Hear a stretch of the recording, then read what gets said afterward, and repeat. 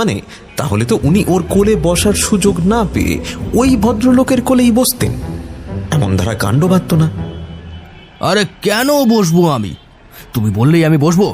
মেয়েদের সিট না, মেয়েদের সিটে বসতে যাবো কেন? বলি একটি মেয়ে এলেই তো উঠে পড়তে হবে তক্ষুনি, কিন্তু আমি বসিনি বলেই ওর এমন কি এখতিয়ার? পাজি, নচ্ছাড়, হতচ্ছাড়া, শুয়োর ভণ্ড শুশুক কোথাকার। উপবিষ্ট ব্যক্তিটি চুপ করে থাকেন।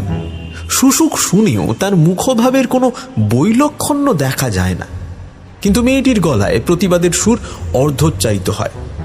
আহা, কেন মিথ্যে ভদ্রলোককে? ভদ্রলোক? ভদ্রলোকের পোশাক গায়ে থাকলেই ভদ্রলোক হয় না মশাই। বড় স্ত্রীর কোলে বসাটা কি রকমের ভদ্রতা শুনি তো একবার। এ কথার কোনো জবাব না থাকলেও প্রশ্নটা আমাকেও যেন পীড়িত করে। পরস্ত্রীর কোলে বসা ভদ্র অভদ্র কারো পক্ষেই উচিত নয় নিঃসন্দেহে, কিন্তু সত্যি করে বলতে